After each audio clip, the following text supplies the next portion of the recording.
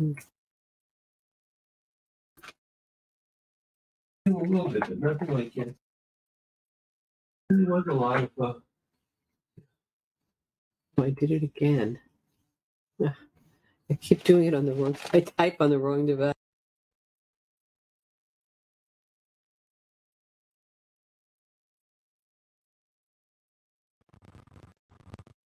Good morning, everyone. This is Christopher D. Greif. The time is now 9:55 a.m. I want to welcome everyone to the joint meeting. As some of you are already coming in, we do.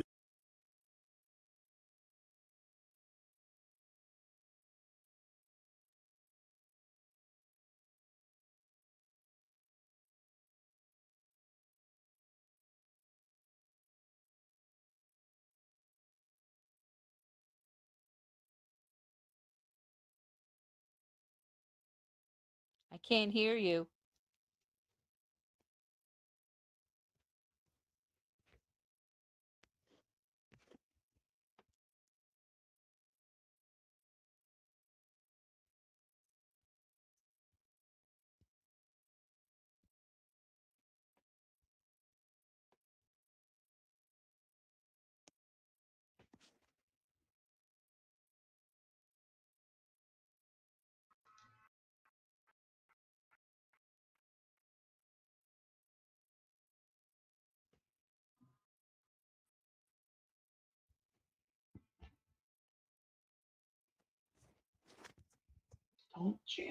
Okay.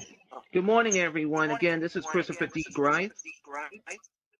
I see we're getting a little back online.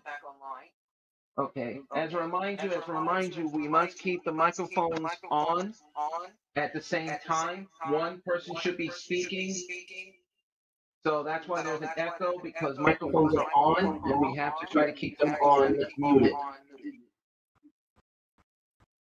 So as a reminder, everyone, please keep your microphones on mute, because that's what happens when it jams. So right now we have a little echo, so I apologize for that.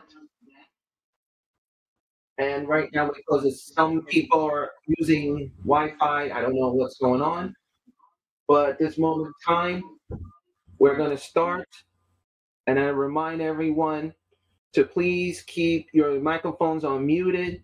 And please also if you have questions or concerns, the meetings today, please make sure that as you are coming in, please put your information into the chat button as well. So therefore, as a remind you all that we are reminding everyone, these are the housekeeping rules. When you see the hand and the question, please raise your hand, put your comment in the chat at the same time. If you want to keep your questions private, that is fine. If you want to raise your hand, please do so. If you don't have a hand raised, please put it in the chat saying, I have a question and like to speak. Please make sure you put that in the chat. But I remind everyone, we do have a big agenda today, and we are trying to do what we can do today. So, okay, so it's working. Okay, so at this moment in time, I'm going to remind everyone to keep, some of you have your microphones that are coming on, that is muted, but we're going to remind everyone to please keep your devices, check your device. If you know your Wi-Fi is losing signal, that means it might be something going on in that area. So we remind everyone to please keep an eye on your signals as well. So remind everyone, if you've seen this, comment or in the chat, please do so. Please make sure you put your questions there.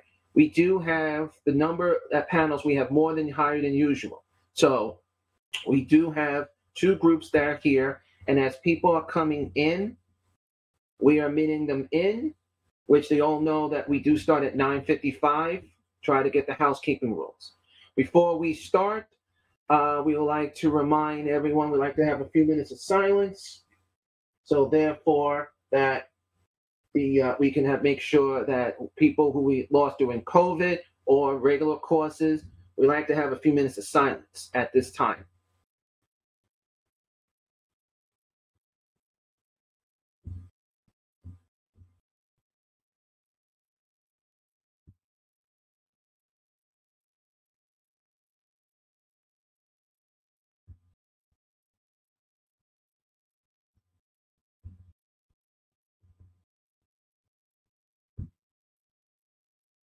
Thank you.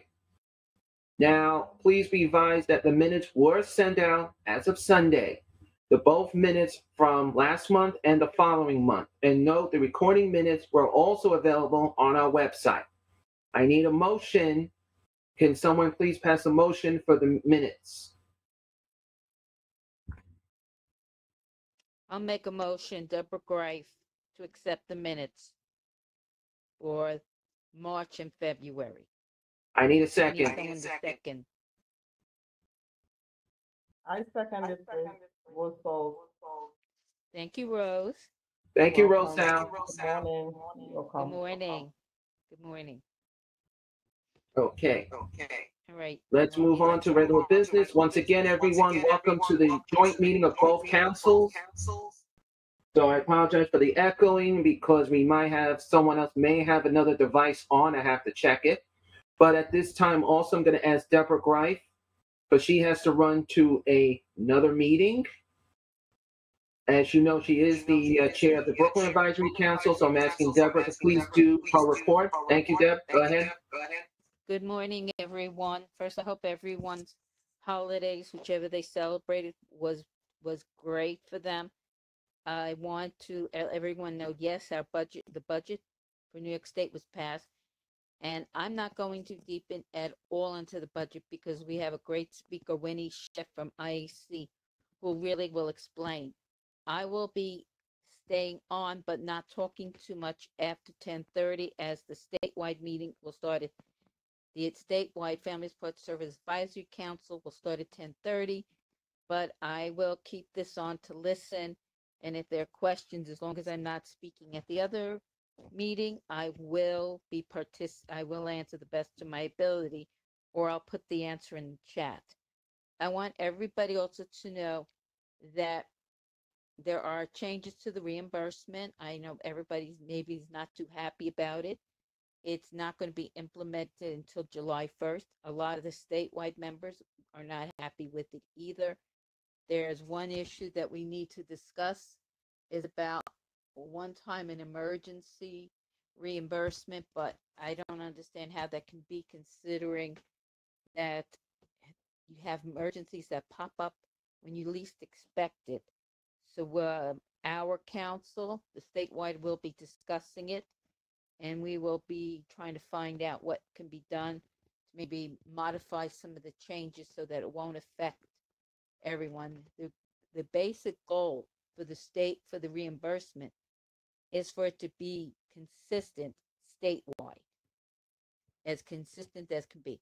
Yes, we know that different parts of the state are different needs due to the fact we have councils that are from the rural part of New York State, the suburbs, we have the cities. So all of us have to go what works in our area. So that is an important thing. We will be trying to make sure that the reimbursement program, which is one of the most successful family support programs, will be kept and used so that families can get the help they need in emergency. Remember, family support services are for families whose children are living at home, not in a group home or what you say certified settings. That is extremely important. Also, with our committee, statewide committee has been working on updating the information that is handed out at the front door. We are trying to make it as not simple in a way like simple, but as easy for the families to know where to look for information, where to join their advisory councils, because you have to please remember, everybody, that outside of New York City, its advisory councils, they do not have developmental disability councils. In fact, the Developmental Disability Council started in New York City. So New York City is one of the few that has councils like this. But as you notice, that we've been doing it jointly ever since COVID started, because we felt it would make life a lot easier for families and professionals. And families can be professionals too. So we make sure this is as easy as possible. So I appreciate everyone coming to this meeting. Please get your parents to come as much as possible. If they need us to speak with them, please let us know. We want to work together because we want to make sure that children, and I say children, but it's also the individuals with developmental disabilities are getting the services that they really, truly need. So with that, let's see, do we have next person to speak on the agenda? Christopher, is Miss Lucy O'Mazey here?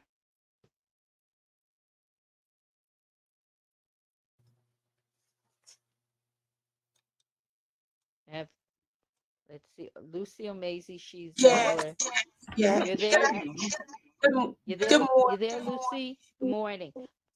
Okay, Hold on, there's Lucy, a question for you. for me? Yes. Slow. Okay, what's the question?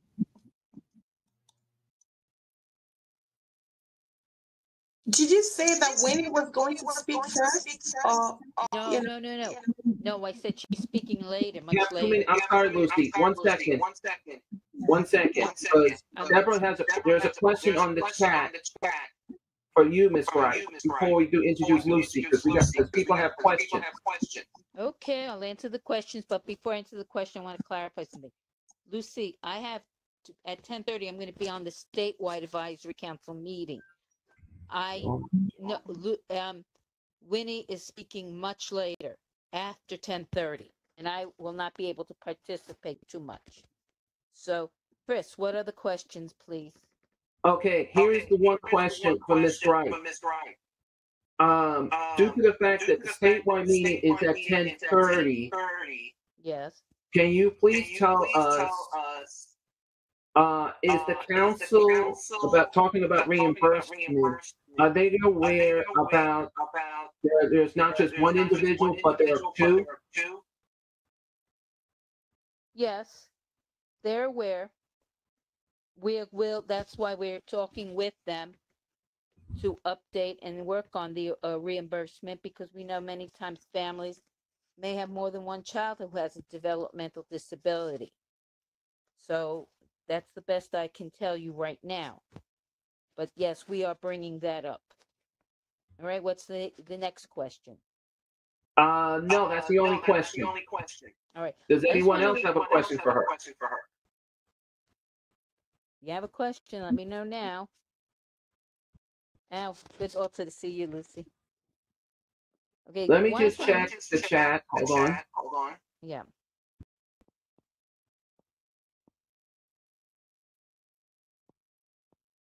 No, people are putting their announcements on, so therefore there is no question. All right. Just want everyone to also understand that the advisory council members from the statewide, we didn't write the reimbursement rules and regulations. We know there's changes coming, but we are letting them know which will help and which may hurt the families.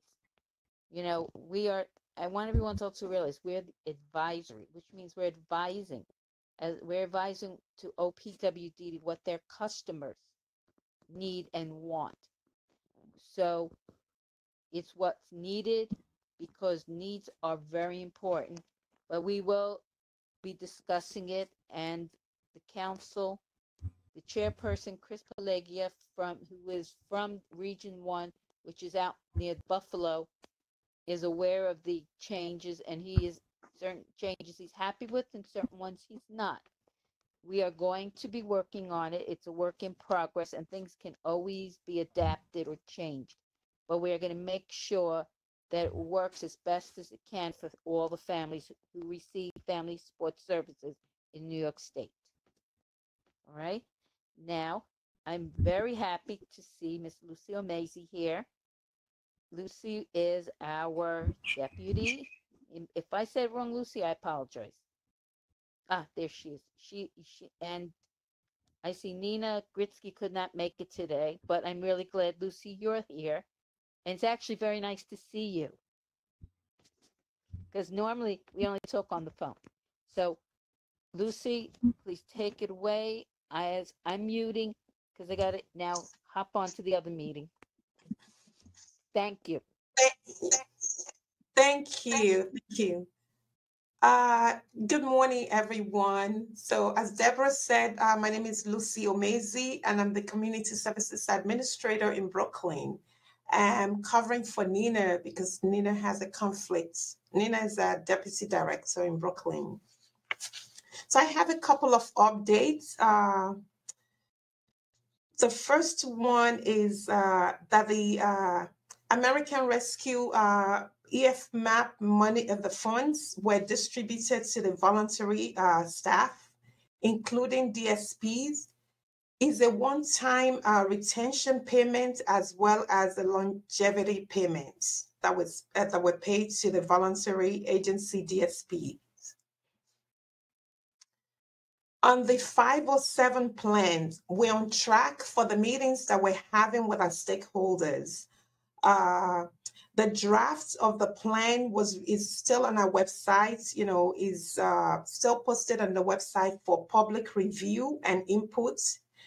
And in June, there's going to be 2 virtual statewide public hearings to hear comment from, stakeholders as well as family members.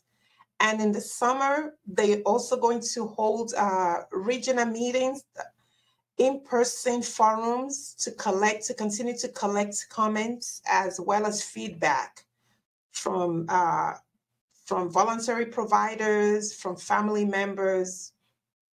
And in November of 2022, the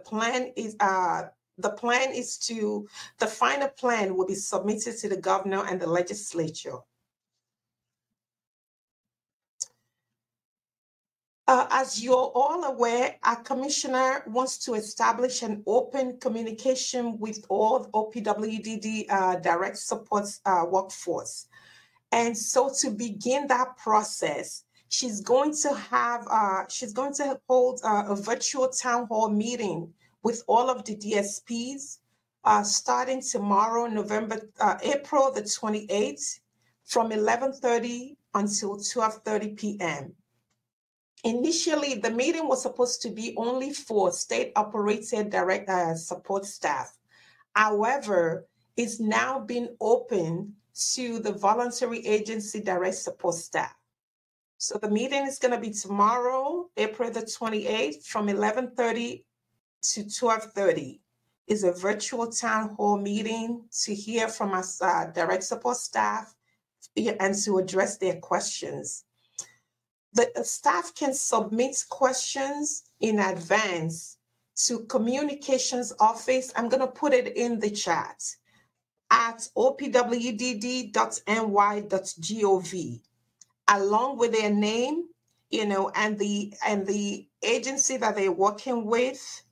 So the commissioner would try to, she'll try to address all of the questions that are submitted, but the ones that she's not able to, she will provide written responses to.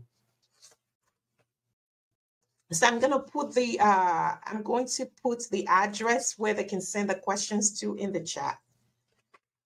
Then the final update that I have has to do with recently, I'm not sure if you guys already got it, but a memo was issued to the CCOs in March to let them know that moving forward, we want to encourage everyone that's interested in receiving OPWDD services to go directly to the CCOs. If they're interested in waiver services, they should be connecting with the CCOs. When they come to our office, we're going to give them information so that the CCOs can begin to, the process early. CCOs will be responsible for helping them to determine eligibility. So we know that sometimes, that process can be challenging for family members. But if they go through the CCOs, they can, they can get all the support that they need.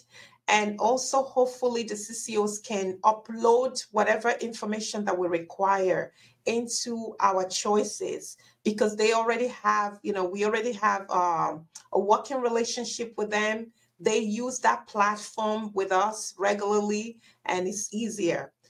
However, if they're family members who are not, if they're just interested in family support services or services that are not waiver they can still go through our contracted agencies that, that currently assist with those type of support.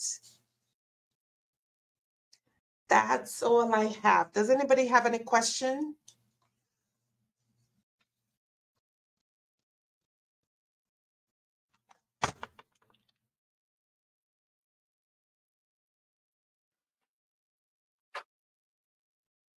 Chris, I have a question. It's Carrie Banks. Lucy, this seems Yeah. like a big switch. Are you encouraging people to go to the CCOs instead of the front door? So, I mean, they still coming to the front door, but if they need the eligibility determined, that the front door is the first step in the process. However, we're encouraging them to go to the CCOs so that the CCOs can help them to, send in eligibility packet, support them through the services. Oh, my microphone. Yes, there's a lot of feedback. Sorry. So this is in addition to the front door. Still the front door. Everything is just a minute. Sorry. Sure. Lucy, this is Chris. I'm checking that out right now. Somebody's microphone was on, needs to be muted because we have too many microphones on. Please remind whoever's microphone is on, please mute. Go ahead, Lucy. Okay. So our process, everything begins at the front door. People always have to come to us. However, there are times that, people can go through the CCOs. The CCOs are the people that will help them with eligibility. And when services are already authorized, the CCOs are the ones that are going to help them to move that service forward. So what we're saying is that, we would like family members to connect with CCOs as early as possible. So OPWDD's, process begins with the front door. And the front door includes, connecting family members to CCOs. Okay. I don't know, does that clarify it? I think so. It seems like people should be going to the CCOs and the front door at the same time. If it's possible for them to connect with the CCO before even coming to us, absolutely. Got it. Yes. Thank you, Lucy. I appreciate the clarification. Sure. Thank you, Carrie. Lucy, this is Chris. There are 2 questions in the chat for you, Lucy. Okay. I know you were supposed to put in the information in the chat. Can you please redo that again? And can you spell it out how you're saying what they should be going to?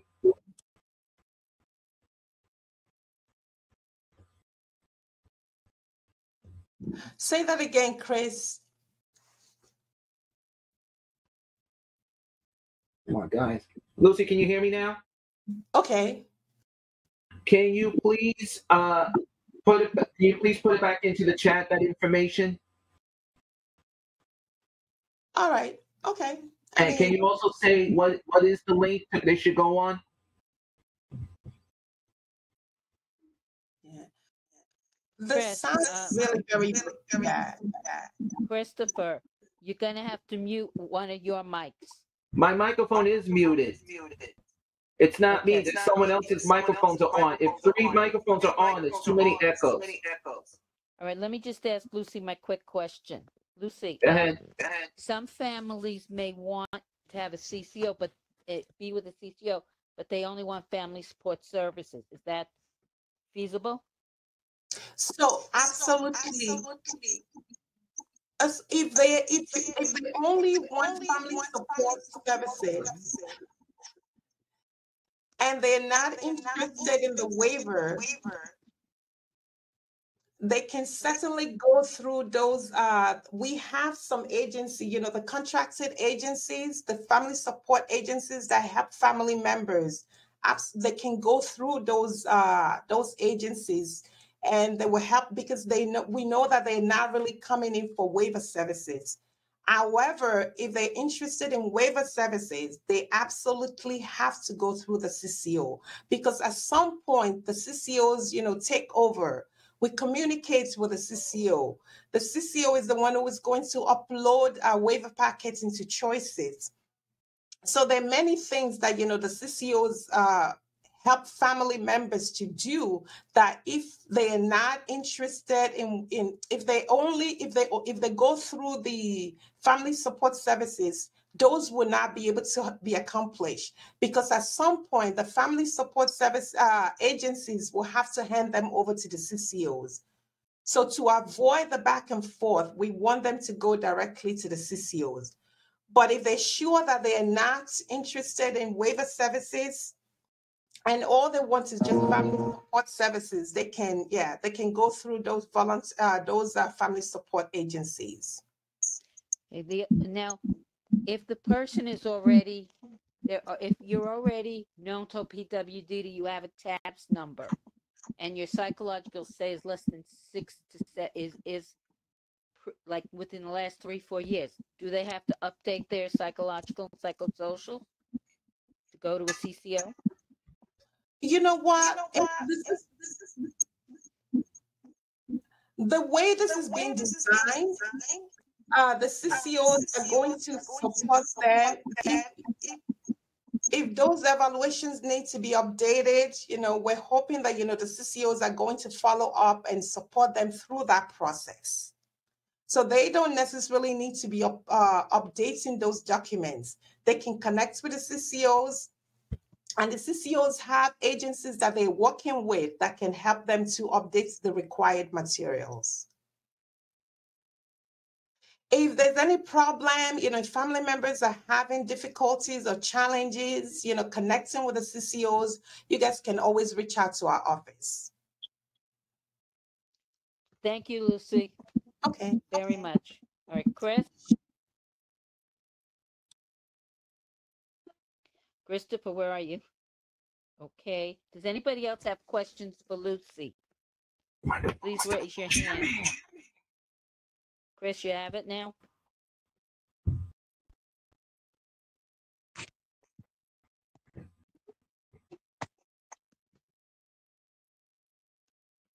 Jamming.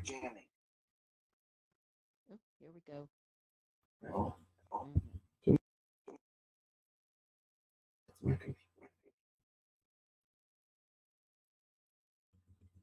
Can't do it. What happened? Oh. I hear you. All right, I'm Sure, muting. because We're having problems. someone, it is causing my speakers to short out. I don't know what to tell you. Yeah, and it's affecting the system. So someone has a microphone that might have 2 devices on, because it's not me. All right. So there is no other questions right now. Okay, is Joyce there yet? Joyce is trying to come on, but at the same time, there's a microphone interfering. All right, I'll mute. Yeah, guys, we need to keep the microphones very limited, because there's too much microphone interference, and I can't bring in the next people in. So we got to be very careful with the microphones today. This is the first time I ever had a microphone problem at this time. But Lucy, there is a question for you on the chat. Can you still hear me? Hello, guys? Someone say, Lucy, can you hear me? Yes, I can. I'm Okay, listening. there we go. Lucy, the question is okay, everything, okay, seems I must have fixed the problem. Lucy, there is a question. When they do call the front door for Brooklyn, how long they're supposed to wait? What do you mean wait? We have someone that's answering the front door line live. So the phone should be, somebody should pick up the phone. However, because of the volume of calls that we get, they may have to leave a message. I mean, at the most, they shouldn't have to wait for I don't even want to say, I want to say like 2 days, but that's at the most. The phone call should be returned immediately, but we do have a general turnaround time of 2 days. Okay, because this is just a question. Okay. Um, what is that noise in the background now? Now I'm hearing a noise in the background. It's not me. Okay. Lucy, that's the only questions I have at this time. That's the only ones. All right, thank you. I'm also going to put the process in the chat, as you said.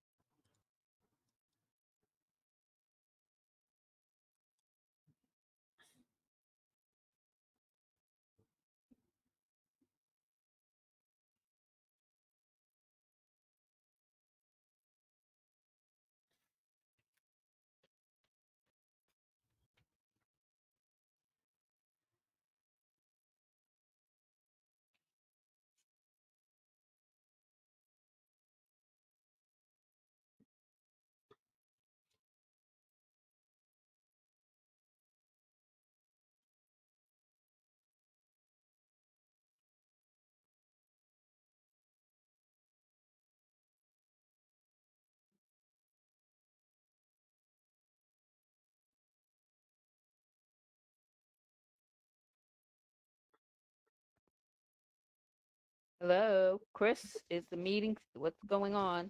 I don't hear anything.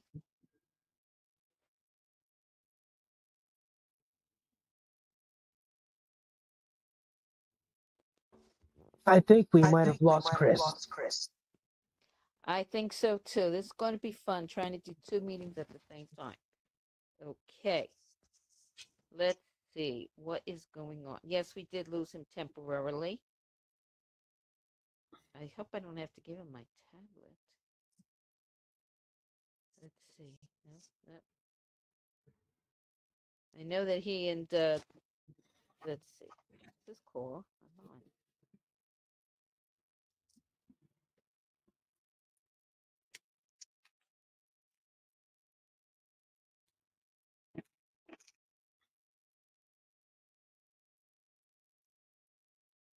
Okay.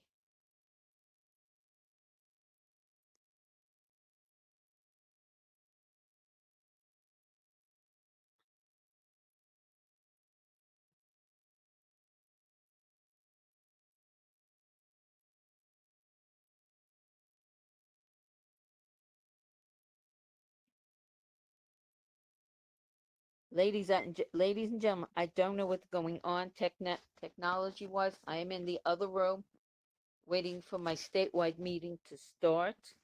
But I hope that Chris can fix this technical issue. Let me see. Okay, so far I don't see him. All right, don't worry. Hi, Janet. I see you for a minute. I'm trying to do two meetings at once. This is fun. I see. Okay, everybody. I see you. Hi, All right. Deborah. Hi. Okay. Hi. Thank you, Deborah.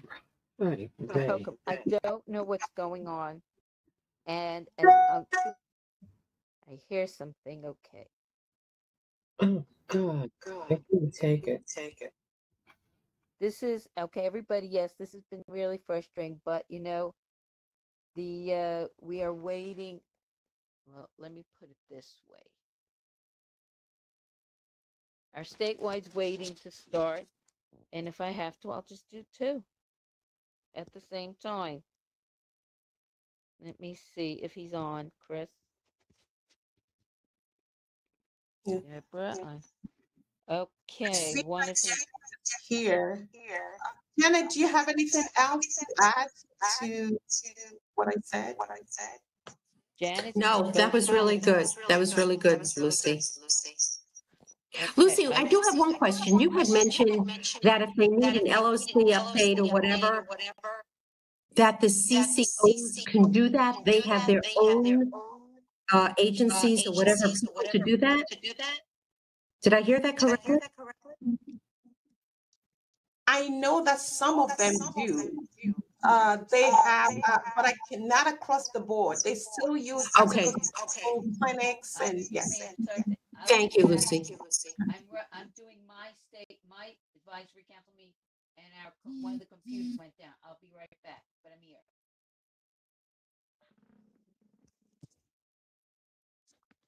Okay, I'm leaving you. Ladies, I will find out what is going on. I don't know. I knew this could happen. Let's see.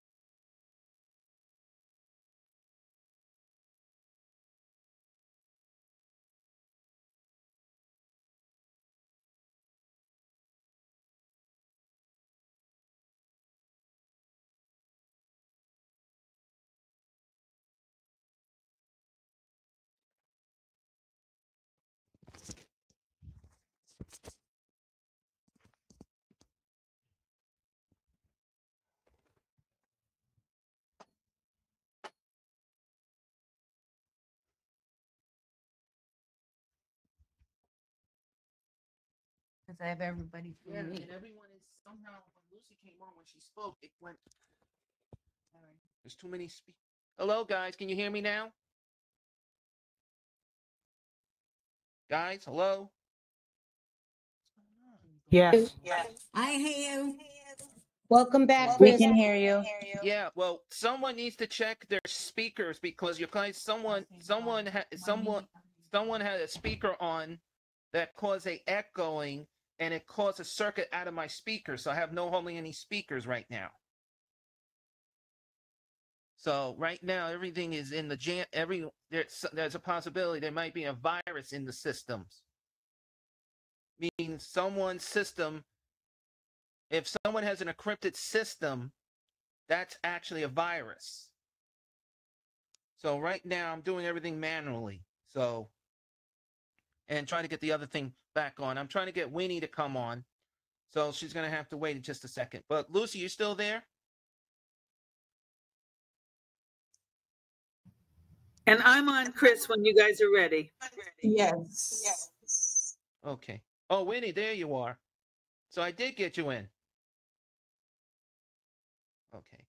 Yeah, I'm just going to remind everyone, because that there is a system that I have to remind reason why, before I introduce Winnie and she does the state budget.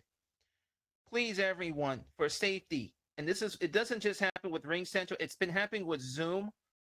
Please check your computer systems because there's a possibility you may have a virus or you have not updated your software. I have, but the only problem is it's showing me right now there is someone, and I don't know who it is, and I don't care, but please check your softwares out because right now, and I will deal with Joyce in just a second, but we'll be checking this out. Right now, I'm going to introduce Winnie Schiff from IEC. She's going to give you the budget report. Go ahead, Winnie.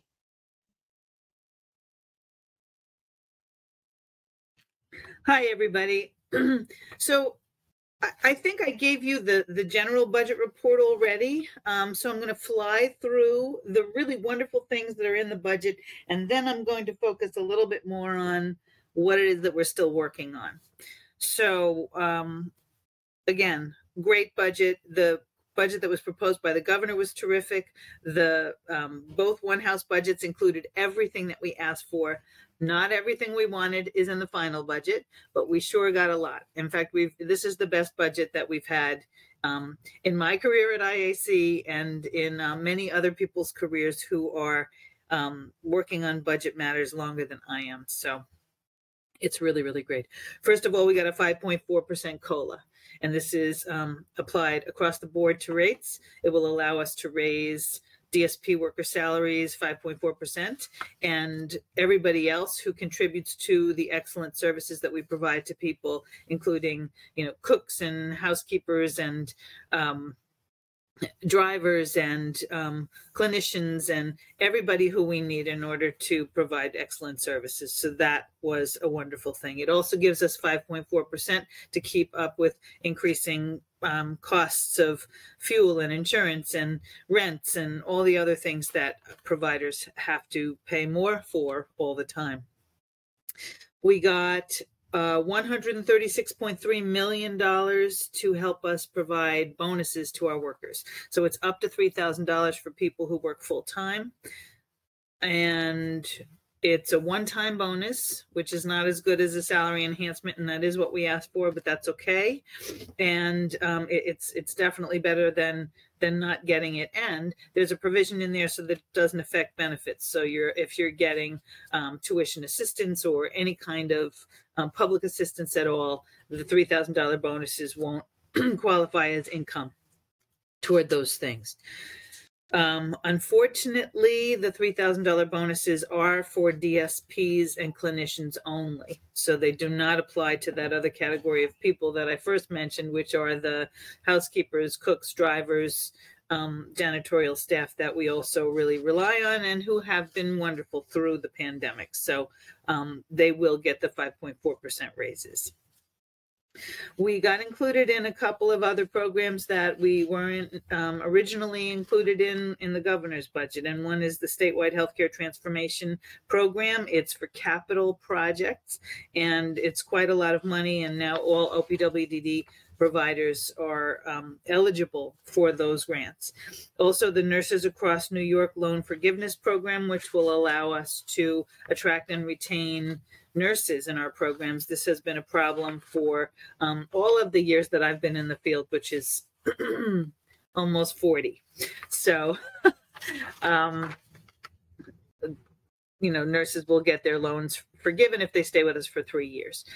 Under the state education department, we wanted a bill to get passed, which was vetoed last session. In the veto, the governor promised 11% increase for our schools, and that has come to pass. But there are reasons why our schools won't be able to utilize the funding, and it has to do with our very broken tuition methodology.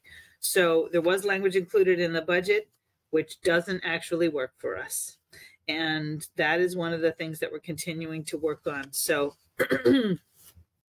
it's a really complicated situation, and it includes the Division of Budget who has to approve things and the state education department who has to request things for our schools. State education is solidly behind us, and we really appreciate their support. The legislature is also solidly behind our schools and our kids and our teachers, and the governor's office is too. DOB is making it a little bit difficult right now, and we're going to be launching a letter writing campaign to the governor any minute now, and we'll share the link with you as soon as it's up. Should be later today. And we are working fast and furiously trying to pull together support from the legislature and the governor's office, and meeting with SCD and DOB to try to solve these problems. We have more support for our schools than we've ever had before, so we're in a really good position, but we have lots of work to do to bring this home. However, if and when, I should say, when we're successful, we'll get an 11% increase for our schools that our schools will actually be able to utilize. On the Department of Health front, we got a repeal of MRT 26 that limited therapies for people in Article 16 clinics. So that was an excellent win after many, many years of fighting that battle. We got a 1% Medicaid across the board increase, which includes early intervention. We asked for 11, we got 1%, but okay, we got something. And then there are a few other items, including telehealth payment parity. So there's a provision in the final budget. It only lasts for 2 years, so we'll have another different type of an initiative in 2 years regarding this, but it's to pay the same rate for telehealth services as we pay for in-person services in clinics. And it applies more to Article 28 clinics than Article 16 clinics because they are exempt from this problem. The problem is that capital costs will be removed from the rate for Article 28s. And we can't afford that, and we're working hard on probably introducing a new piece of legislation that will change the final budget language and exempt our Article 28 clinics that support people with developmental disabilities or traumatic brain injuries. So we'll let you know how we do on those things. And that's basically what's in the budget. There's another thing that's in there that I want to mention, and it's called the CREST program, Community Resiliency, Economic Sustainability and Technology Program. And that's quite a large pot of capital funding again. It's a one-time thing, just like the statewide healthcare transformation facility transformation fund. But this money can be obtained through, you basically just email your legislator and they tell you how to obtain the funds, or, you know, and it is competitive, so not everybody gets the grants, but you, as long as you meet the criteria, which is basically anything to improve people's lives, as long as the improvement has a life of 10 years or more. So it would be, you know, to improve your facility. It probably won't apply to technology since those things don't really have a life of 10 years. But anything that you think will be useful for 10 years and that could improve your services to people would qualify. Let's see if there's anything else I want to mention. And that pretty much covers it. Is there anything that I didn't cover that somebody has a question about, or a question about anything that I did cover?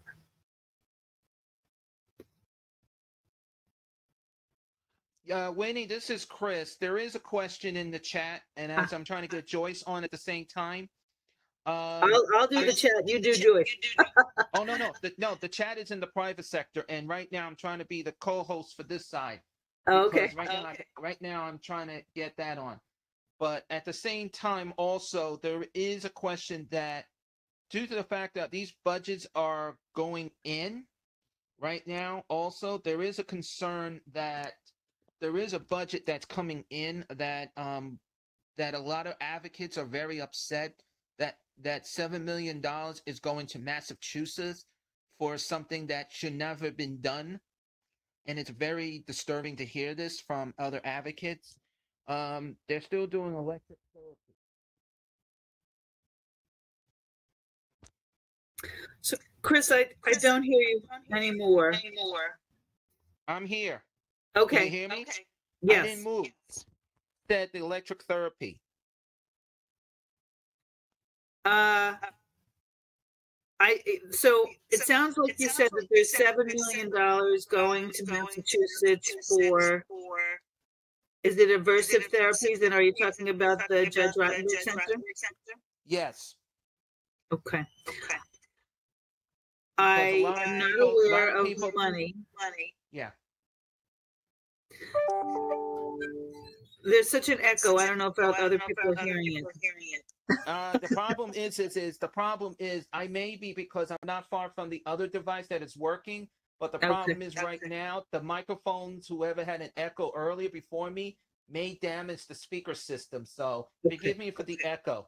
Okay, so let me just tell you quickly that there is a bill that would allow parents to keep their children in out-of-state schools, including the Rottenberg Center. And it's a bill that will cost New York State lots of money and also prevent us from being able to develop the residential options that those children would benefit from, which don't include aversive therapies back here in New York State. So we're opposing that bill. And there's a bunch of other bills that are coming through, that lots of them that we support, some of them that we certainly don't, and we're working them all. I don't know about $7 million though. It's $7 million. Yeah, I'll check that one out, Chris. I'm not aware of that. Winnie, there's another question in the chat. The concern is right now, there is a concern on the, since this budget's been so far passed, are we going to be seeing some more help in the education level? So that is our big push at the moment. You know what, Chris, if you mute yourself temporarily while I'm talking, I think that helps. Well, I'm just doing. Okay, great. So what the budget language allows our schools to keep surpluses, but the way our methodology works, we will not have a surplus to keep. Even though we're getting an 11% increase, some of our schools won't even receive it in the first place, and none of our schools will be able to keep it, virtually none. Because whatever they don't spend, and we've got terrible teacher and teacher assistant vacancies, which means that we won't be able to spend that money on salaries. You know, in theory, we'll be able to keep it because of the budget language, but because of our methodology, it will be reconciled prior to our ability to put it in any kind of a surplus account. So it's a, you know, I was going to call it a lie, but I'll say what it technically is. It's a flawed suggestion that we will be able to keep the 11%. So we are working on other language, maybe via other bills that we're introducing with our statewide colleague partners. And maybe we can adjust the methodology administratively without legislation so that we can have our schools get the 11% in the first place and not have it reconciled prior to their ability to deposit in a surplus account, if there is such a thing as a surplus account. But the solution in the budget is a mirage. So we're working really hard to make that a reality. The important thing, though, I think to remember on the school issue is that we have such support across the board. And right now, it's really DOB that we have to work with in order to get them to authorize a solution so that the 11% increase can be realized. And that's what we're hard at work doing. Any other questions, Chris? Okay. No, Thanks, everybody. no, Winnie. Good to see everybody.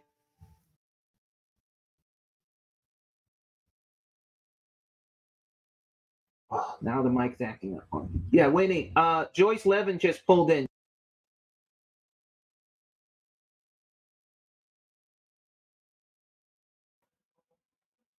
Microphone's jamming. Useless. Joyce, you just pulled in. Do you have a question for her? No, good morning, everybody. Sorry, we had a lot of technical difficulties this morning.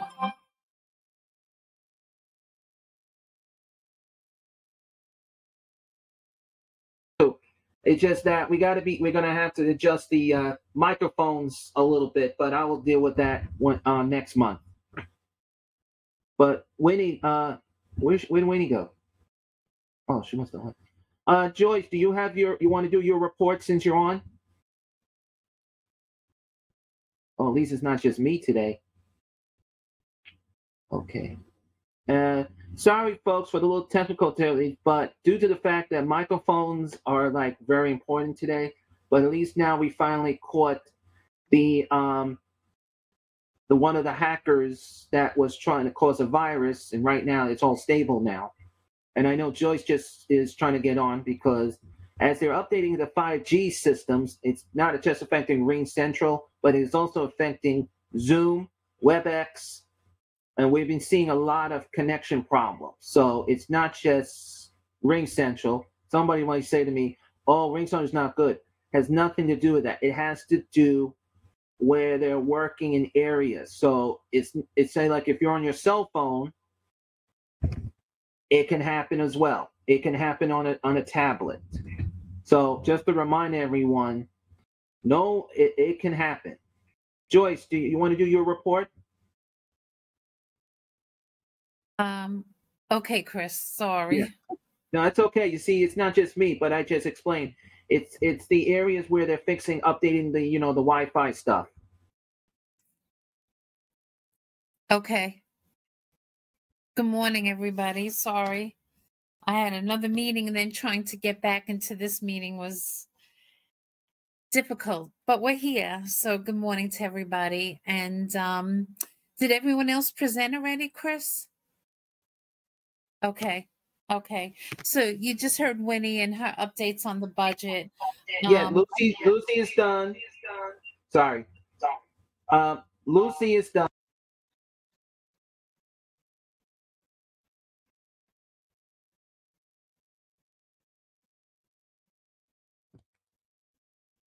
And now you're up.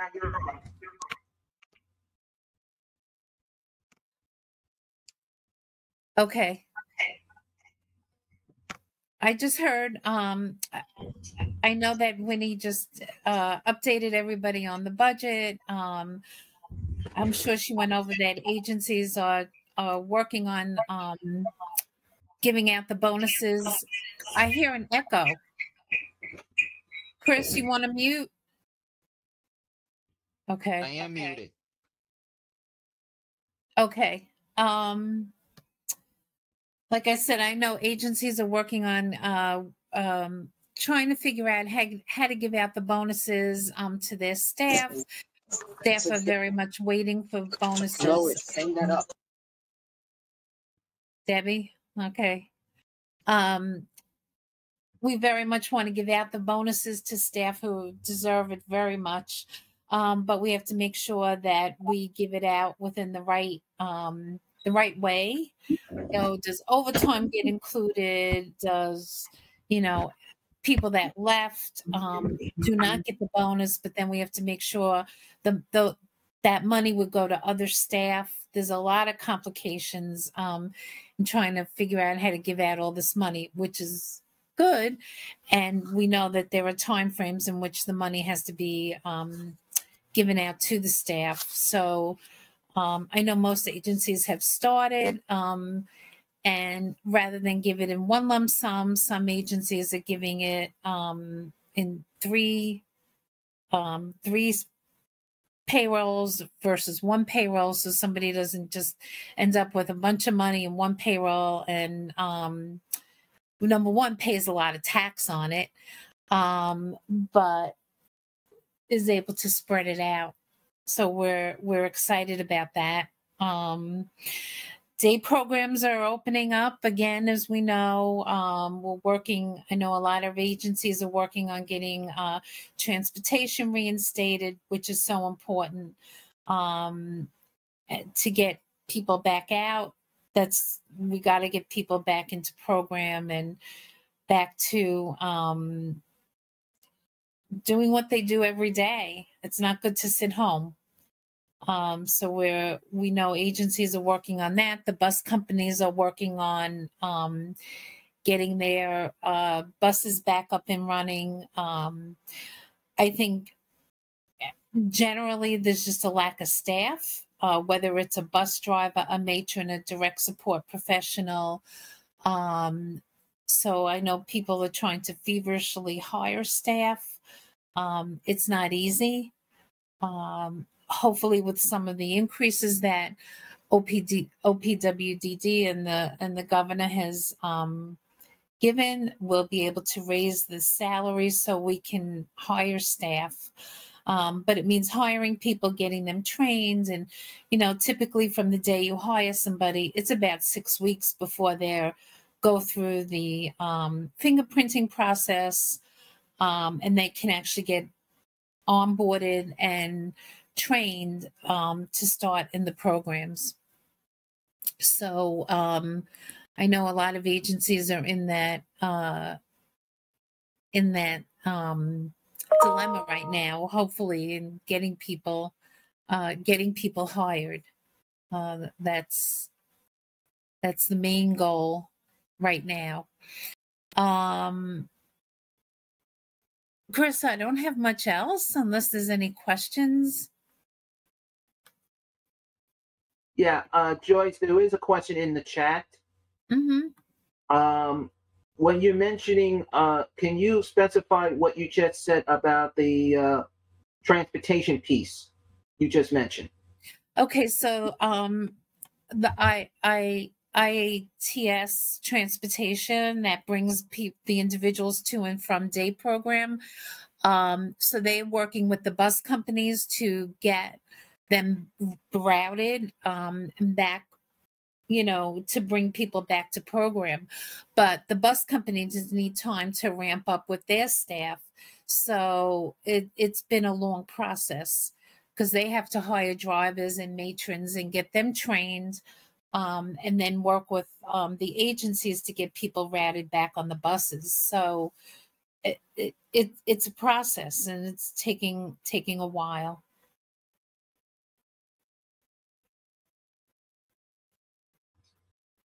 Okay. The second question is, and I know this answer could be both of us, Joyce. Are we still supposed to be wearing masks in those vans? Yes. OPWDD has not relaxed the wearing of the masks in day programs or residential programs. So yes, if people can tolerate it, they need to be wearing the masks. And I'll back you up, Joyce. It's not just OPWDD. We need to add that is a state and federal regulation. It is still in effect until May 3rd. So please, everyone, and I will be mentioning this later in my report, you still might have to wear your mask on the bus and on the subway. Washable masks will be the best way to wear, or a face shield. The main thing is to cover your nose and mouth. Unless you have a severe asthma, you have to have a doctor's note. But I remind you, if you have a severe asthma, the doctors are instructing you, and I'm talking about chest medical asthma doctors or heart condition special heart specialists. You can still wear your washable mask or wear a face shield, which you can still breathe in it. There is a lot of them being sold in Brooklyn, like this kind, even a sunglass one. Therefore, your face is covered and it's comfortable too. Chris, so please think of that. Okay, Chris, can someone Brian. please raise their hand before you call my name? It's Brian. Please identify who you are, please. It's Brian Who? from Heaven's Hands. Okay, Brian, sorry. I didn't, because I just don't like surprises. I just want to clarify. Sorry, Brian, I didn't see it. That's okay. I just want to clarify what you just said. The May 3rd deadline, that is not OPW. OPW's deadline, there is no deadline. There is no end date for the masking on the vans or the spacing out on our vehicles in OPWDD. Also, we are not allowed to wear face shields or cloth masks that are washable. It has to be medical or N95s or KN95s in OPW operated vehicles. I just want to clarify that. Yeah, Brian, there is also one problem that, not your fault, I'm glad you're bringing this up, but we're going to have to be, there is one health problem that means we're going to have a lot of people who have severe cannot breathe. And OPWD knows that the ruling states, and Brian, you're correct what you're saying, they're not supposed to, but right now, what I'm getting from CDC federal part is if a person cannot breathe under a paper mask, because paper masks can actually damage a respiratory asthma, they are supposed to be then wearing a washable mask, which they have a double thick kind that you can still breathe. And yes, when they get home, they still have to wash them. But if OPWDD is following what the city part stated, there is a concern. Well, with OPW, it hasn't changed. This is how it's been, but if someone cannot tolerate a mask, they're obviously not forced to wear one in our facilities or on our vehicles. It's just, this is what Joyce spoke to, that there's still limitations on capacity in our vehicles. And that's one of the issues with getting people back to day program and getting back to normal operations, because they have to be spaced out in a certain way if they're not able to tolerate a mask, which means if we have to space out on a vehicle, then we can fit less people on a vehicle. And that's been one of our biggest headaches in getting back to normal in day programs. Right, Brian, you're correct. And there also is another question in the chat. Will the agencies provide the masks? Yes, we do. We have masks at the day program sites and the residential sites.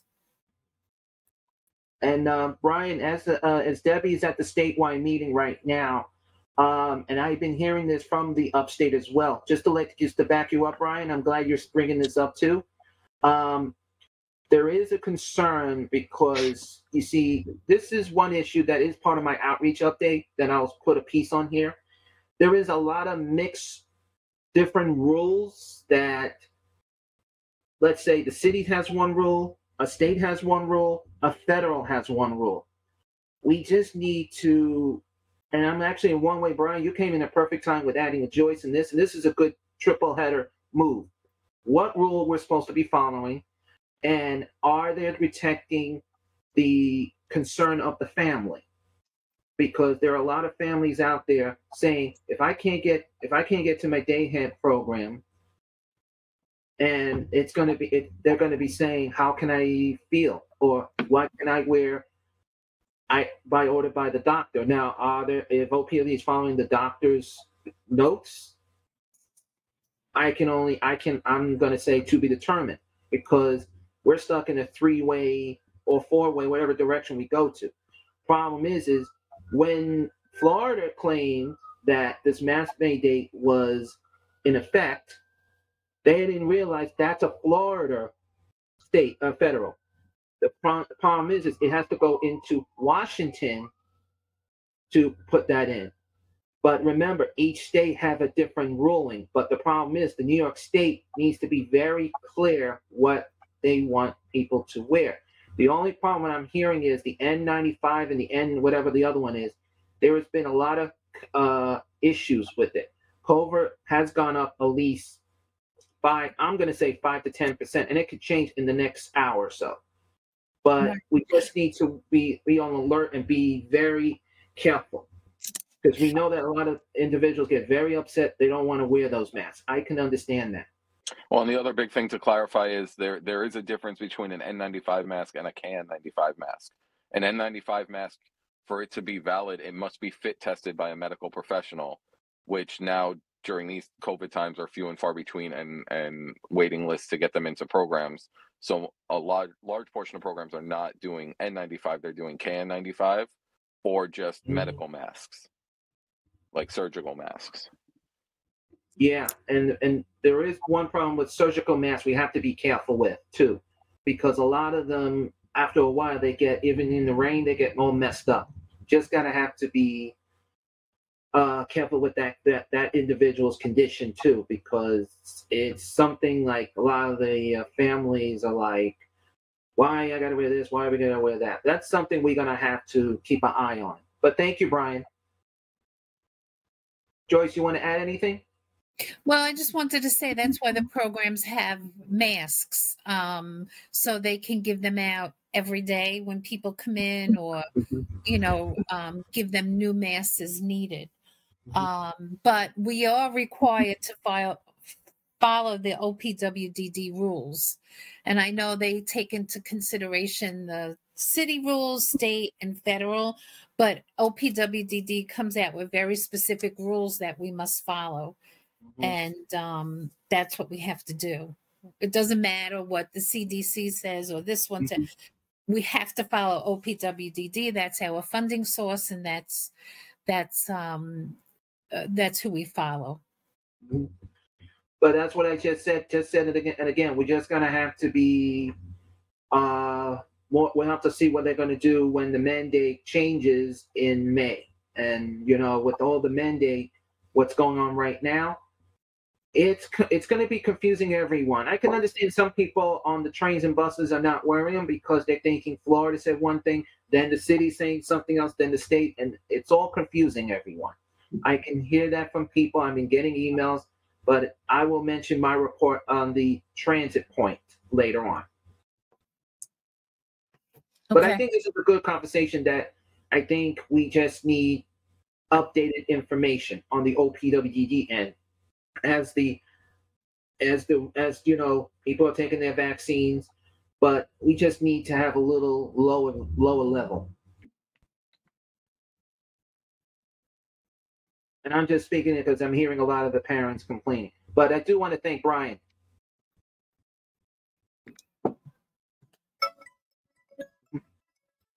Joyce, Joyce, do you want to mention something's going on? Because I know you had an announcement also. Or you want to say that for later? Okay, for what? You have an event going on? Oh, the art show at Yes. Clover Gallery on Atlantic Avenue.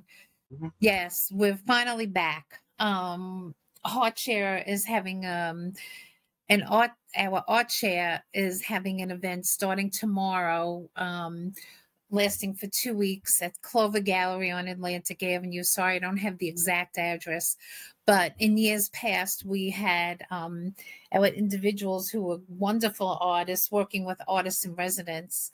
And the gallery opening is tomorrow. They're actually setting up the show today. And there's some phenomenal artwork for sale from our individuals. And they will get part of the proceeds that when their artwork is sold, they will get a majority of the proceeds from that artwork. So we encourage everybody, if you can, to please stop by and look at the art and consider buying some artwork. Thanks. To back up you, Joyce, because Linda just sent me the email.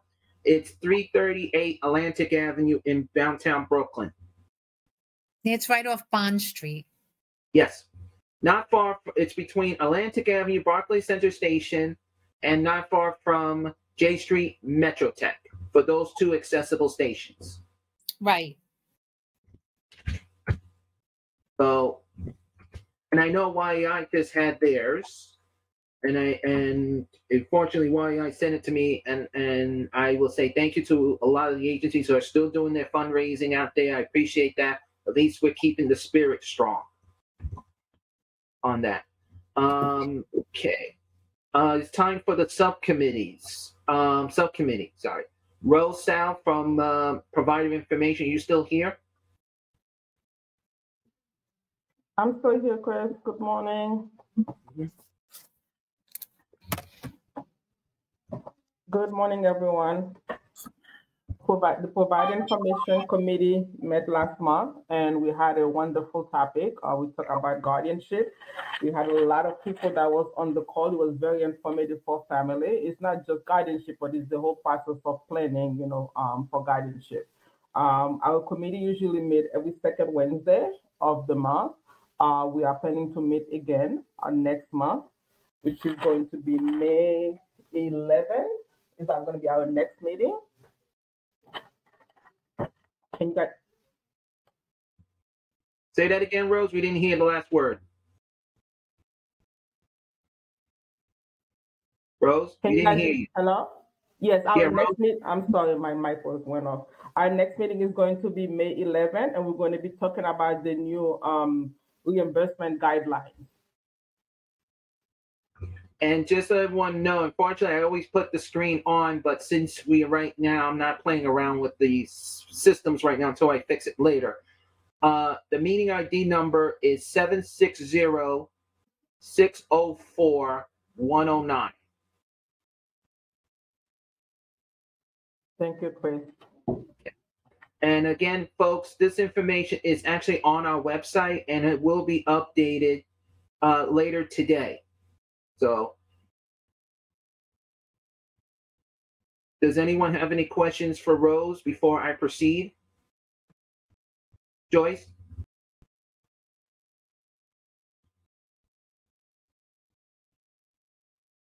Joyce Levin, do you have a question for Rose? No, not at this time. Okay. Rose, there was a question for you, Rose.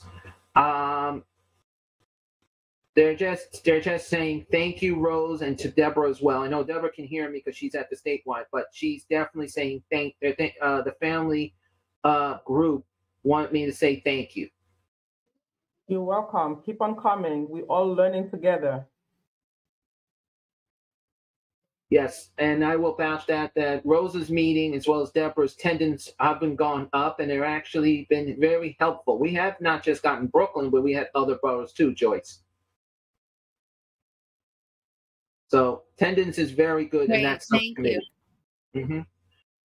Then I'll move on to our outreach report, as I'm going to do everything with my regular TV screen. Chris, this is Carrie. Yes. I have a report for the Children's Services Committee.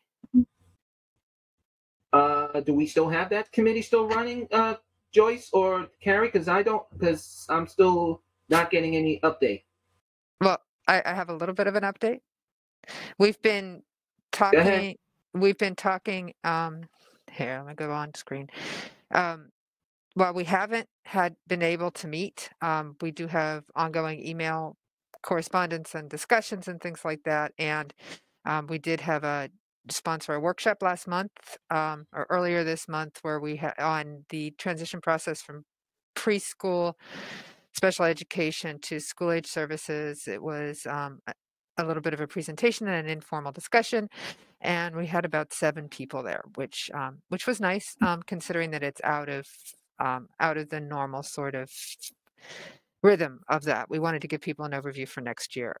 And our next one is on autism. It's a Spanish language workshop, and it will be in Spanish. It's presented by YAI, and it's next Wednesday, the 11th. And I just put the information in chat. Oh, sorry about that. I just put the information in chat. So thank you very much. And no, we're not meeting, but we are trying to hold things. We are trying to provide some continuity. Anyway, if anybody has any questions, please let me know. Yeah, Carrie, there is a question on the chat here on the private sector because they don't want to use their names for one of the groups. I'm sorry, Dr. Carrie. What? Your mask. You look like a doctor. Snoopy and all, right? See, there you go. Just trying to keep coworkers safe. What can I tell you? Thank you. See, someone. Thank you, Carrie. The question is you were supposed to, I'm not saying, but the question is the families are asking: are you going to be soon doing any sign language training? This is not something that the committee has ever done, and I don't believe that we have a budget. And to offer sign language training takes a budget. However, I'm going to put my email in chat, and I will look around and see if there is ASL sign language is being offered in Brooklyn. And so if you reach out to me, I should have a list of places that are offering it in Brooklyn by the end of the week. That's fine. You could be even next month. But Carrie, the question, adding to that question, please understand. This is what the family's saying. Please understand. We cannot afford, because last time they went to a training, they said they had to pay $40. Right. A lot of families don't have that much. Sure. Of course not. And I don't make as a representative of Brooklyn Public Library, I don't make referrals to agencies that charge. So I'll see what I can do. Yeah, I'll see what I can do, but I'm not going to promise a lot because I know that it's very difficult and most places do charge. If the child is in school with Department of Education and is using sign language through and needs sign language because of school, they are supposed to offer the families training in sign language for free. So that's something that you might want to follow up on. Carrie, second question to ask you. Some of your there's a question. Anyone else has a question, please let me know so I can respond to Carrie, because it seems, Carrie, you're very popular today. Carrie, due to the fact that we are we are still doing, you do a lot of the workshops. Mm-hmm. Are you going to be doing your resource fair coming this fall? I don't know. I really, really hope so. And at this point, we are thinking about it. It depends on two things. We are very, very short staffed here. We're down from 9 staff to 4, Mhm. and so that's one issue. And then the other issue is, of course, COVID rates. If they stay stable where they are now, and it's the Mhm. less lethal Mhm. variants, then I think we will go ahead with it. We are starting to. Libraries in general are doing in-person programming. And Inclusive Services will be taking our one-to-one, our Navigating Disability Systems, our monthly workshop. We'll be doing that as a hybrid starting in July. And we're hoping to have some other things coming up. So that's a maybe. That's a solid maybe. I'll say to be determined. Too early. All right. Let's play. I'm going to play safe on baseball. All right. There you go. Anything else? Right now, yeah. But Carrie, the group is saying muchas gracias. De nada. Okay. Thank you, Carrie. And I know you have other announcements. We'll save you the best part because I want you to hear this. This is something related to you and everyone in here. So I want to make sure everyone hears my report because these rumors are coming up. And I hope Brian is still with us because I want to make sure, because this relates to Brian and his turf also because he's in the border as well. But thank you, Carrie. We'll get back to you in a little bit on the exciting announcements. Before I continue, Joyce. Yes, Joyce, you have anything? No, I just wanted to say thank you to Carrie. And I'm sorry, Carrie. We do have another question just came in. And I will say this. Oh, it's not just for Carrie. It's also for Carrie, Joyce, me, and Deborah, saying thank you. I've been to your workshop. And I have to say, thank you for giving us the information of the Brooklyn Advisory Council's website. It gives me where I have to go, and you guys give us the best instructions how to get on the Ring Central, or say if we have to go to Zoom. And they're saying, thank you so much. This council is very active and very strong. Mm-hmm. Please understand, I don't like to use my name because I don't want people to claim I'm over exaggerating. Joyce, you want to answer, or Carrie, you want to answer that? I think that's more for you than it is for me, Chris. Well, they're saying thank you to you too, Carrie. Always happy to help, and anything you need that we don't offer, please let me know. I'll put my email in the chat again. Thank you all. She said she has your email, Carrie. She just says she's calling you the saver, just like us. We're all for all of us. Well, I am delighted to help. Mm-hmm. That's the way we have to do. Work together, and we get things accomplished. Joyce, you want to answer?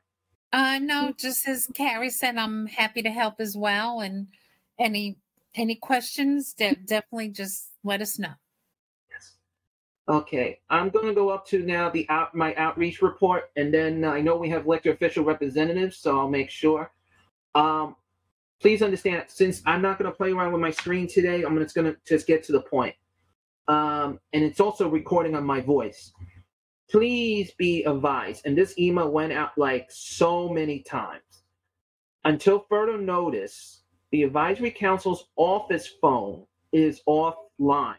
They are fixing it, and it's being investigated. So if you try to call 718-642-8512 at this time, until further notice, it is suspended. Some of you have my cell phone number. Some of you have Debbie's cell phone number. It is not a problem, you guys call us, but please be advised that I'm going to say on the email, please experience delays of returning calls. As well as it's faster to email me on the advisory email or my other email. So, or make sure you visit the website. The website is always updated. And I'm making sure that's updated. So until further notice, until we fix this phone connection issue, and I'm guessing where the connection issue is in the gateway area, which is Wi-Fi issues as well. And I figure where the problems are coming, which to be another issue.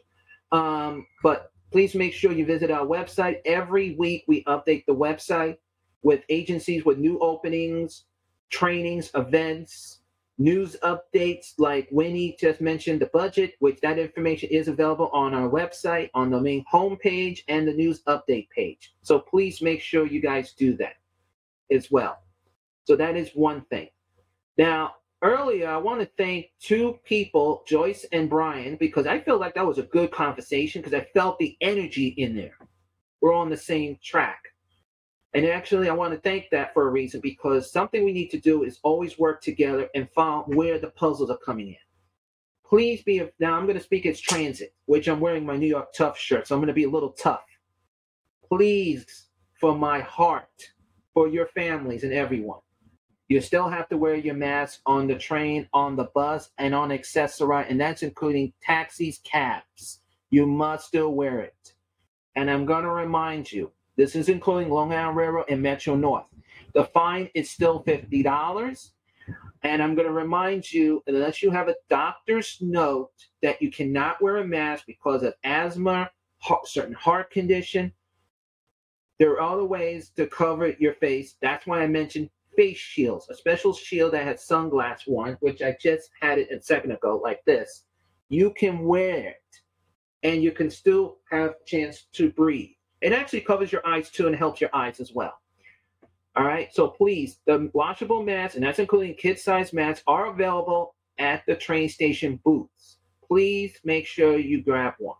If anyone needs washable masks, please let me know, because right now I do have some with me. Due to the fact that we did not have mask force this month because of the incident at 36th Street, we will be again continuing. And I'm going to remind everyone, because there's a question on the chat, I'm going to answer this quickly. All cameras are working fine. That camera at 36th Street, somebody unplugged it. And Councilmember Eric King knows this already, because I know Zove is right there and she's shaking, saying, yeah, because he knows that I will never play around with those cameras. And let me make this clear, as when I went with the MTA, because I'm doing, if you see me doing this to people, means I'm just the dummy raising my hand saying, can you see me? Or can you know when I'm here? So at this time, if you see men in the station fixing something, means they're adjusting the cameras. They might be adding additional cameras, but I will remind everyone, if you want to feel safe, stay near the conductor, stay near the driver. But remember, all computer trains, R160s, R179s, R188s, do have intercoms on all 10 car trains. The 7 train has 11. But if you're on the A, the C, the R, the F, the E, or the M, because remember, they do come into Brooklyn, it's at the E, they have intercoms. Please use them. So we will continue with that. So that is one safety. Now, I like to remind, because somebody asked me this question, and there has been rumors going around.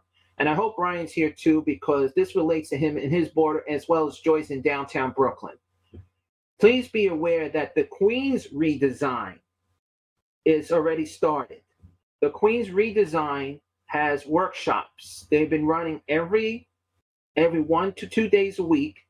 They start the first session at 6:30 to 7:30, and the second one is from 7:30 to 8:30. The buses that are being adjusted, and it's part because they're linked to Brooklyn to Queens, are the B57, B62, the Q35 that goes on Flatbush Avenue to Marine Park Bridge, the Q8 that goes near the Gateway Mall and the Brooklyn Developmental Center. And we have 2 new buses will be joining in the family because they go into Brooklyn. The B53 along Broadway, which is now going to be called the Broadway in Brooklyn. So we got to be careful which Broadway we're talking about. And the Q51 will also be going into development, across from Developmental Center, but to the Gateway Mall all the way out to Queens. So this will be, those 2 new buses are everything I'm saying to you now, it's a draft. DRAFT, draft plan. Please pay close attention to the draft. When Brooklyn comes up, I hope to see everyone attending. And I have no information about the B51 or the B39 because that's a Brooklyn bus. 100% Brooklyn. 100 and at least 50% of Manhattan. So let's make that clear. The only other thing I'm going to mention today is the Interborough Express thing, which will be a special meeting will be going on May 19th. Unfortunately, I apologize, I cannot put the screen on, so if I had it, you will see the map. But this will be available on the website. There will be a special workshop / town hall, whatever they're calling it, on May 19th. The Interborough train, which right now have not decided what we're calling it, is a letter, it's going to be a railroad, it is to be announced. We'll be starting from Bay Ridge all the way going up to Queens, Jackson Heights. This means we'll connect to at least 17 routes, and you can always say, finally, another train to go all the way up. You don't have to go into Manhattan. Well, gives you an option. I do not have information about if it's going to LaGuardia Link. I don't have information if it's going to Connecticut. And no, it's not going anywhere near Manhattan. No way, no how. Because right now, as they're building 2nd Avenue Phase 2, it is enough congestion. Right now, we need to make sure that people are going from Brooklyn to Queens on that. So I repeat again, it is on May 19th at 6 p.m. You can visit the mymta.info/project Interborough /express. And you just Google that. Now I'm getting back to our outreach update, which I have to say, we did have elected officials. One of them was there from Ari Kagan's. I'm sorry. We had elected officials, but we also had Reginald Barrett and Sarah Berry talking about the Omni. Yes, the Omni card. As we're getting ready now to do the new mode now, this was sent out on email to everyone. If you did get it, please visit our website because it does have the information and you can scan it on this postcard, which I'm going to go a little closer. We're getting ready now to do the reduced fare procedure. The reduced fare procedure will let you know you can scan this and update your reduced fare MetroCard. You have a choice of doing the Omni card reduced fare or the app reduced fare. So please make sure that information you choose. Now, if it says to you that you hardly used your card, that means you may not hardly used it. You need to make sure your information is up to date. That's including the number one thing they're going to ask you is an email address.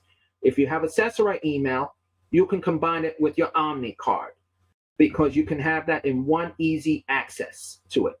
So that information, that video is available as well as all information, including our page 1 for the reduced fare for seniors or people with disability is available. So please make sure that you get that up to date. And if you have any questions, once I finish, I will accept any questions. And once I finish this last part. Our next Advisory Council outreach update will be May 4th. I am encouraging all agencies and elected officials, please come with your service openings. Elected officials, if you have any events you want us to share, please do so. If anyone has any questions, concerns on something, not just transportation, but other things, this would be a good time to talk about. But if any agencies have events coming up, you want us to have that information, please make sure you email us at the BFSSAC@yahoo.com. Normally, I would say it's due this Friday, but I do need it as soon as possible because, you know, I will be away this weekend, which is a major Brooklyn holiday. Oh, I'm sorry, all 5 borough holiday. If somebody didn't get that, it's a holiday. Does anyone else have any questions for me? Okay, I'm going to read the chat question first. Before I, let me just read this. Chris, I just wanted to thank you on behalf of Ari and his staff. Thank you and your mother for advocating, public safety and everything that you do. And we will be hosting, Councilman Ari Kagan will be hosting several workshops regarding the Omni Fare Reduced Fare program. And we will keep you posted on that. And I already emailed him this too. Great. Yeah. And actually, I'm glad you're right there, Zoe, because don't go anywhere yet, because in case you have any other announcements, we'll be doing announcements in a few seconds. But thank you. Does anyone else have any questions on my report? I see Janet Davis is thinking. I know that one. Joyce, do you have any questions?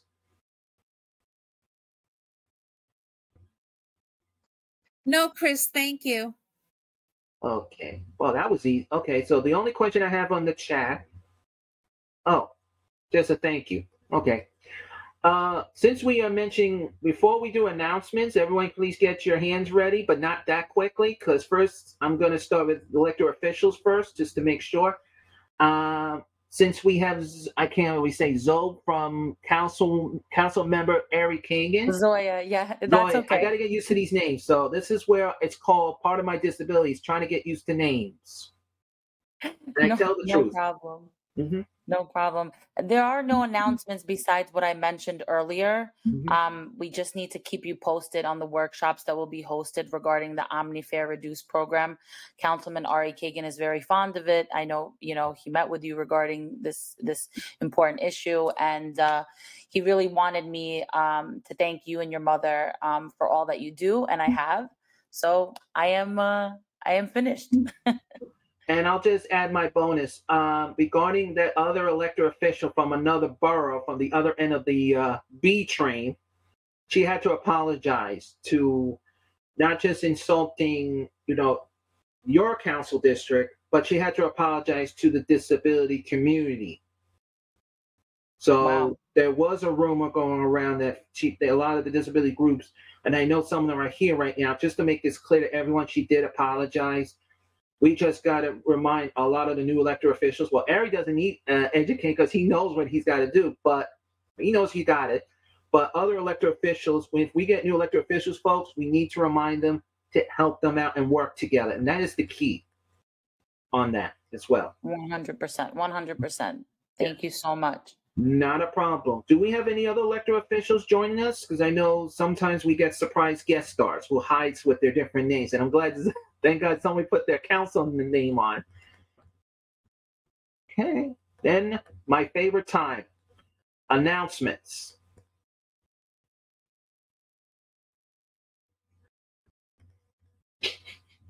Come on. So wait a minute. I said it. Did I say announcements?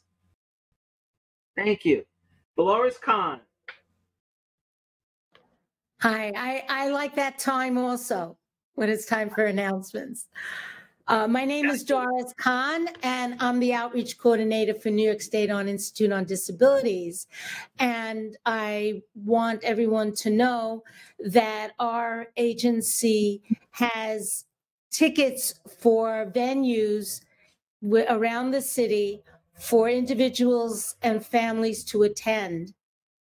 We also supply transportation to go to these outings, as well as we have transportation for medical appointments. To get an application and to find out which venues tickets can be available, please contact Sarah Alton at 718-494-6457 or email Sarah at salton@nysidinc.org for more information and an application. NYSID has openings for valuations for individuals who do not have Medicaid and reside within Brooklyn, Queens, Bronx, and Staten Island.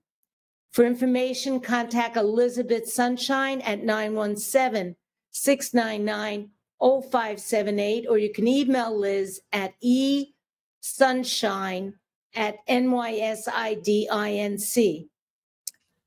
NYSID also offers crisis management services for families living in the Bronx, Brooklyn, and Queens. These services right now are virtual. For more information and application, contact Juliet Hawkins at 917-524-4856, or you can email Juliet at jhawkins@nysidinc.org. NYSID also has monies available for reimbursement for goods, services, and camps. And for more information, that for individuals that reside in the 5 boroughs, for information, contact Jackie Tripodi, Tripodi, at 929-202-1115, or email her at jtripodi@nysidinc.org.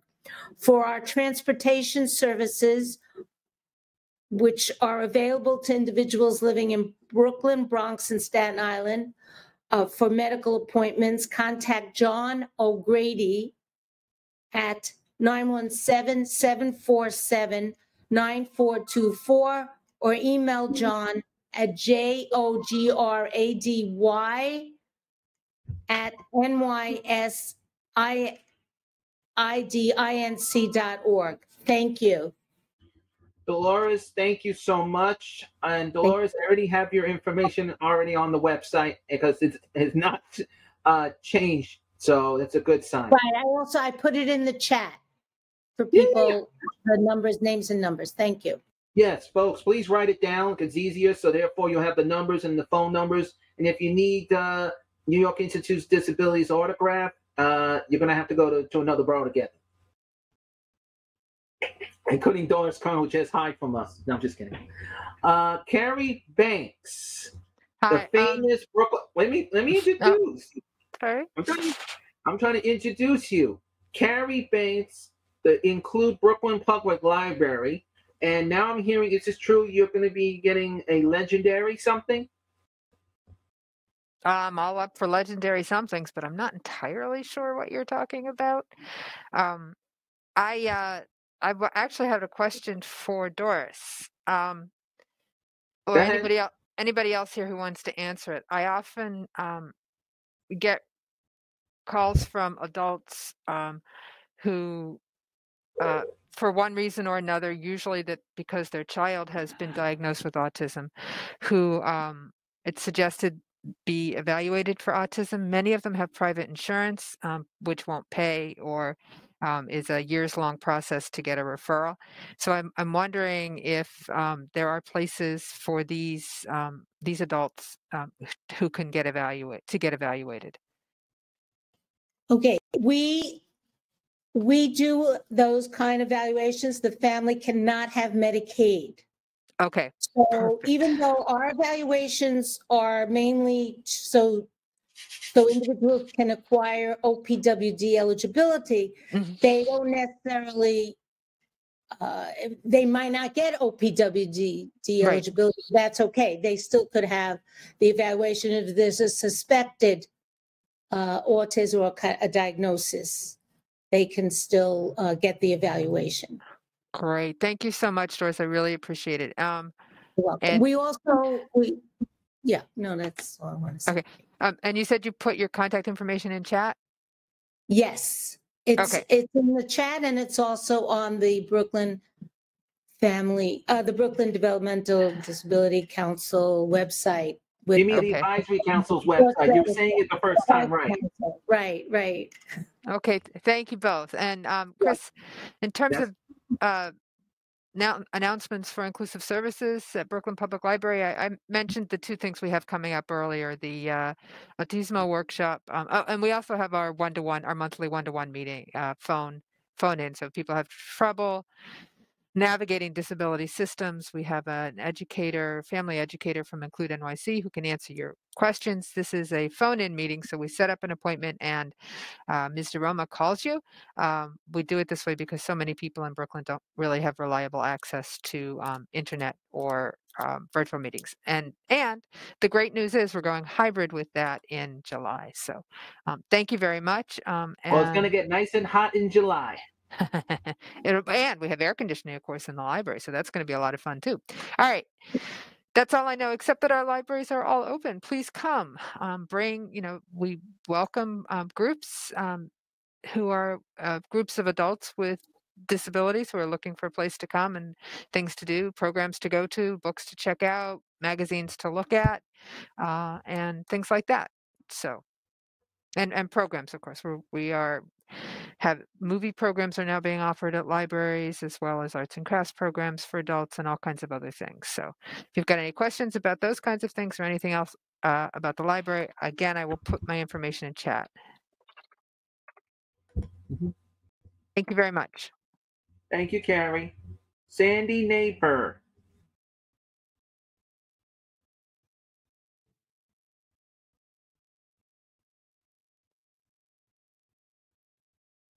Good morning, everybody. I have a whole list of very interesting webinars that Adapt Community Network is offering.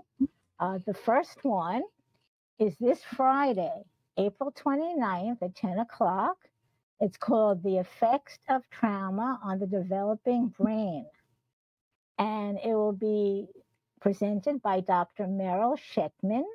She's a developmental and behavioral pediatrician from the Rose F. Kennedy Center Children's Evaluation and Rehabilitation Center. And then on Tuesday, May 3rd, from 10 a.m. to 11:15 a.m., we're doing the value of visuals at home and in the community. Susan Cucci, who has a Master of Science in Special Education with a concentration in autism, will highlight the importance of using visual aids and strategies to enhance communication and self-management skills of preschool children at home and in the community. And then on May 11th, from 10 a.m. to 11:30 a.m., we're doing feeding and sensory issues in early childhood, the picky eater. Carla Rudolph, a speech and language pathologist, will explain how sensory issues can contribute to picky eating and discuss how we can help children to accept and add new foods to their diet. And last but not least, on Tuesday, May 17th, from 10 a.m. to 12 p.m., we're doing sensory smart sleep strategies that work. And Lindsay Beal, she's a very noted occupational therapist and author, will share insights into why sleep is such an issue for children and provide practical strategies that can help. Spanish interpretation is always provided for our webinars. And to register, you can email familyconnect@adaptcommunitynetwork.org or call us at 718-436-7979, extension 704.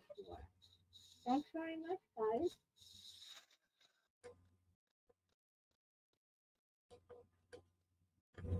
Okay.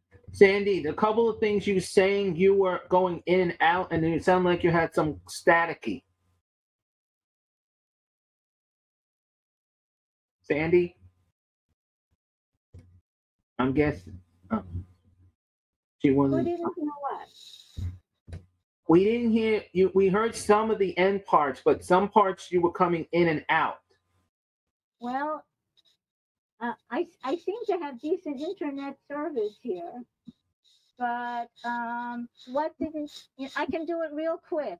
No, just the last one.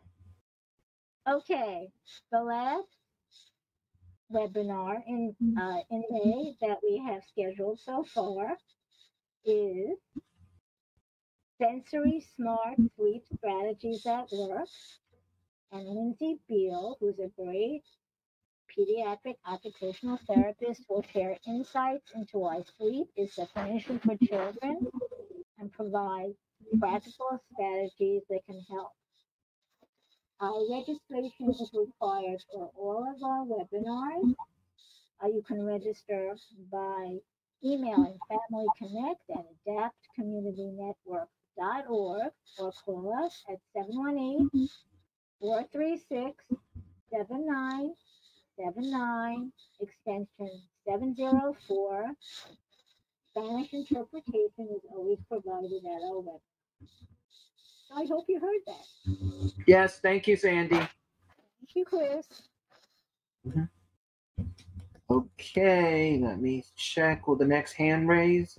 Brian from Heaven's Hands, do you have an announcement?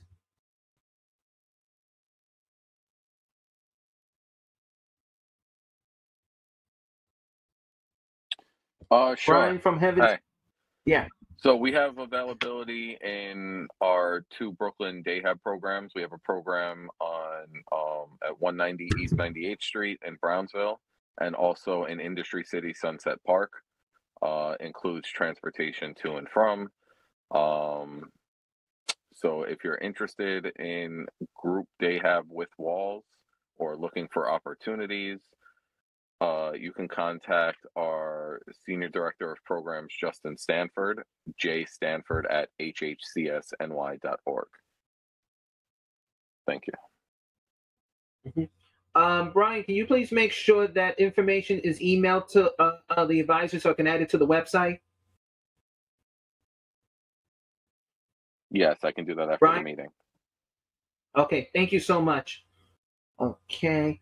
Does anyone else have an announcement? Matthew from YAI. I know you're back because I know you had that fire drill. Yes. What an unfortunate timing. I seem to have missed the whole reimbursement part of the changes that are coming. There was no discussion about that. That was on Deborah's report earlier, but you're talking about provider information meeting. They're going to have that meeting on May 11th. I see. Okay, so yes, YAI does. We are taking psychological referrals and psychosocial as well. We're not doing autism, and we're still not able to do the guardianship process for now. That might be changing, but for now, we're not doing it. I believe we still have reimbursement funds as well for family reimbursement and emergency reimbursement. And that's about it. Just call Link for any questions you might have. As always, 212-273-6182. Thank you, Matthew. You're welcome. Does anyone else have any announcements? Going once? Going twice? Okay. Since it's now 11:47, we'll remind everyone our next joint meeting. Christopher, this is Miss Blades here. How are you? I'm fine, Miss Blades. You have an announcement? Well, I did put it in the chat, but I guess got skipped or you didn't address it. The new ADM is out for Brooklyn for the family reimbursements. We do need agencies that have reimbursement with contracts to study that ADM, and if they have any questions, there's an email at the end of it where they can respond and voice their concerns. The new ADM is going to go into effect 7/1/22, and there are a lot of significant changes, so we really do need you guys to read it. And as far as the clinical evaluation, somebody was asking about that. If you email me, I will give you an address for agencies that you can contact for evaluations. That's all I have to say. Thank you. There is a question for you, Ms. Blades. Can you, when you mention ADM, what does that mean, please? Someone's asking that question.